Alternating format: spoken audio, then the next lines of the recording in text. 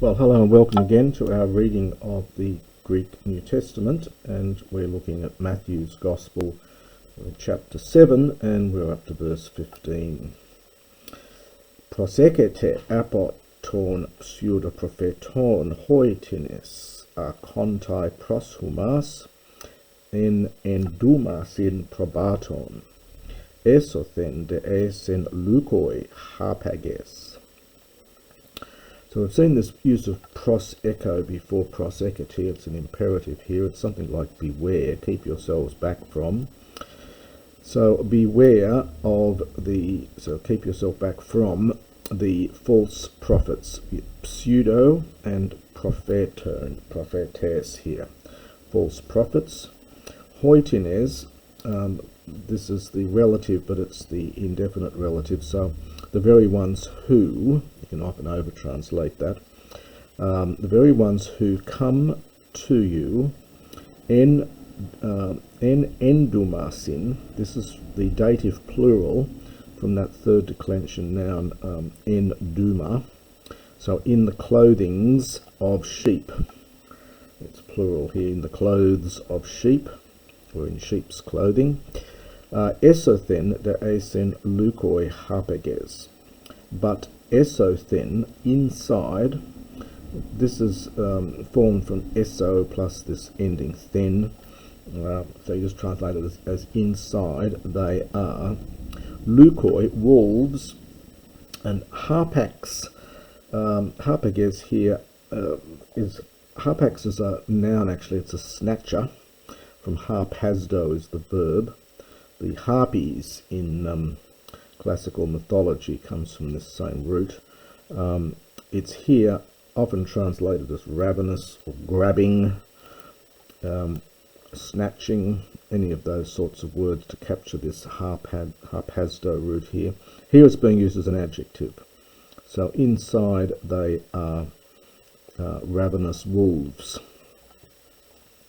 Apot tone carponauton, epignoses their autus, you will know them by their fruits. Meti sul legus in apot acanthon staphulas e apot tribolone suka. Now, meti is used to introduce a question, as we see here, expecting the answer no. So surely not. So you certainly do not, so you will not, they do not gather from sul lego. Now this leg is not the lego I say, this is from a slightly different root here. This leg has comes from two different roots. This one is connected with our English word collect. And so there's a lego I speak and say, there was also a lego I take or choose, and sul lego simply means collect.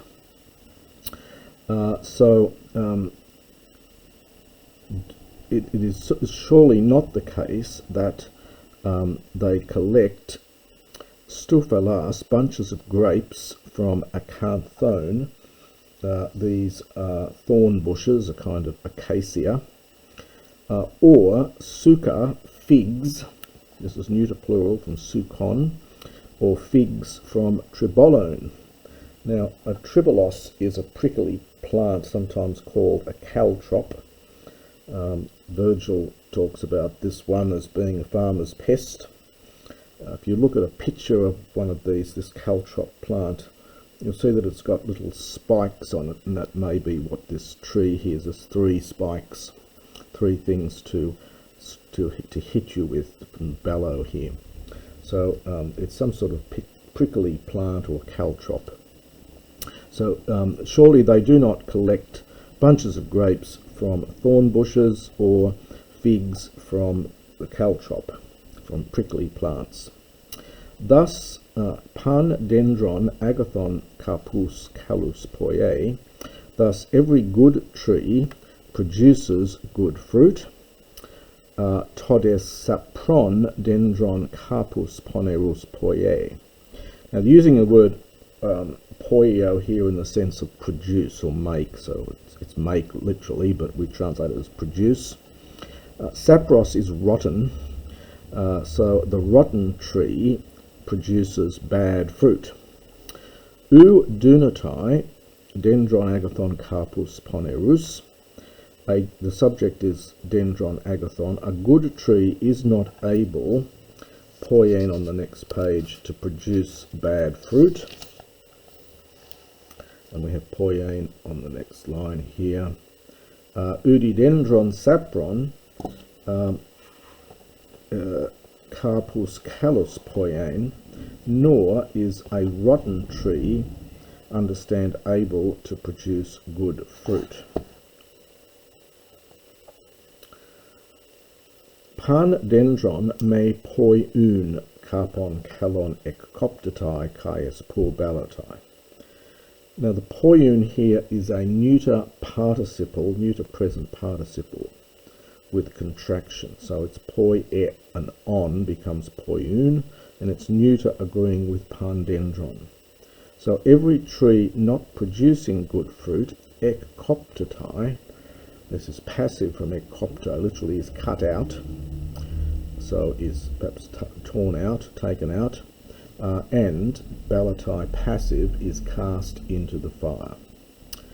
Arage apoton kapon auton epignoses the autus.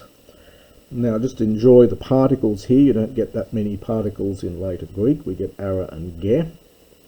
Ara is originally a slightly stronger particle. It's connected with, it's believed, the root from ararisco, an old Homeric word meaning to fit together. So it's a kind of concluding thing. It's sort of as you might expect, as is fitting, and the get emphasizes that. So this is a way of rounding off his argument here. Surely then you will know them by their fruits. So perhaps accordingly might be nice here. Accordingly you will know them by their fruits. Upas holegon moi courier eis elucitai esten basileon ton uranon, ala hopoion tothelema tu patros mutu en tois or uranois. Not everyone, upas, the one saying to me, Lord, Lord, vocative, this is the future from eis erchomai, will enter into, and of course Greek loves to repeat the preposition and the compound verb, will enter into the kingdom of the heavens, but the one doing the will, tothelema, of my Father, the one in the heavens. Poloi erusin moi en ekene te hemera, courier to so onomati e prophetusamen, kai to onomati daimonia ek balomen, kai to so onomati dunames polas epoies samen. Many will say, this is the future from Lego, many will say to me in that day, or on that day, Lord, Lord. And we get a question here with U expecting the answer yes, but in fact we're going to get a surprise here. Did we not prophesy in your name, and in your name did we not cast out demons? And in your name did we not do or perform many mighty works, dunamis? This is the third declension from dunamis. Kai toti, and then homologesai autois, I will confess to them that, possibly hoti recitative here with a capital, udepoti egnon humas, never did I know you. Apokerete, depart from me, you, the ones working ten anomian lawlessness.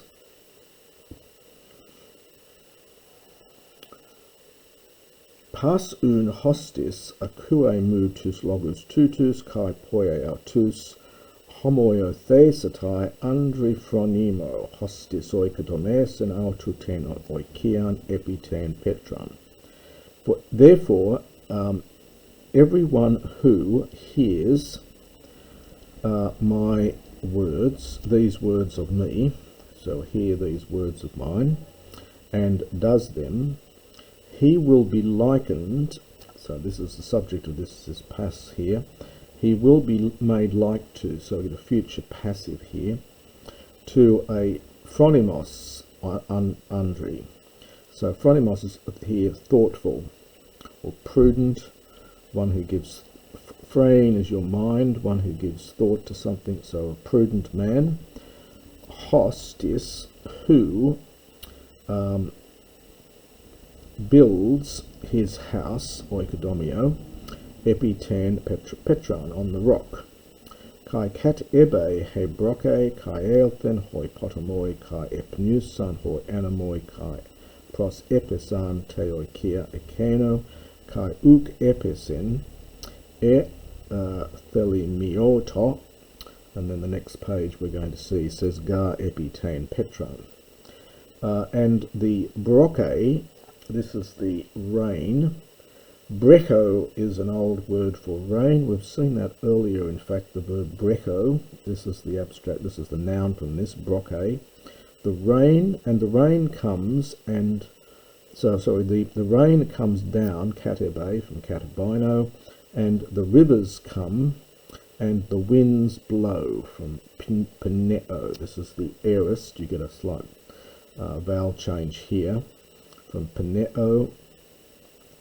The winds blow, and they fall upon that house. Now the pros, this is from pros pipto. This is the aorist from pipto epison. It's normally strong, but strong aorist, but they've got a weak aorist ending here, as often happens. So they fall upon that house, and it does not fall. So there's the simple verb from pipto. It does not fall. This here is an interesting form. This is from themelioo, if you're looking this one up. Themelioo, it's an omicron contract verb. This is a pluperfect passive without augment. You can tell that it's pluperfect by the ending here. You'd normally get etethelemiooto, but there's no augment in the pluperfect here, as often happens. So this is reduplication here. You get the unaspirated T. Themelioo is to found something, and so this has a foundation, to make a foundation of. So this is it. It had been founded, so it's pluperfect passive. It had been founded, or it had its foundations set, perhaps epitane petran, on the rock. Kai pas ho akuon moved logus tutus, kai me poion altus homoethesatai andri moro. Hostis oikodomes and altoten oikian epiten amon. But the one, everyone hearing these words of mine, but not doing them, will be likened to a man who is, we get our word moron from this, who is a fool. Interestingly, we were told a couple of chapters ago we're not supposed to call anyone this word, but here it is. So he will be likened to a man who is a fool, a moros, who builds his house, epitane amon, upon the sand. Now, you see they've got a feminine article here because amos is one of those second declension feminine nouns, like hodos, away.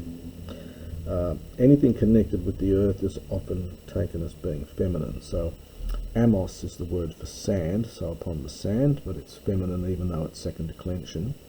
And we get a repeat here of the earlier bit, and the rain comes down, and the rivers come, and the winds blow, or blew. These are all past tenses. I should have taken these, translated as past tenses. In English we put them as historic presents to make it more vivid, but it is literally the rain came down, the rivers came, and the winds blew, and pros ekopsan, they struck against that house, and they're using a slightly different word here. They used prospipto before, now it's proskopto, for a bit of variation, but they keep the epicent. And it fell, kai he ptosis autes megale. Now, ptosis is an abstract noun. It's from the same root as pipto, as of this verb here. So this comes from pipto, and ptosis is an abstract noun formed from that same root. So literally, its falling is megale, great. So great is its falling.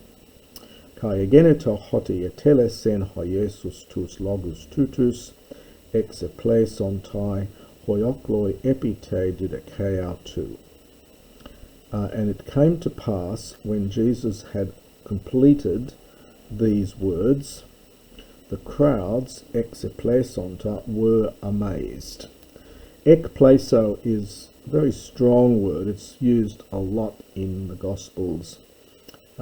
Pleso is to strike. We often use the expression, something knocked me out, or so amazing, and this is the same concept here.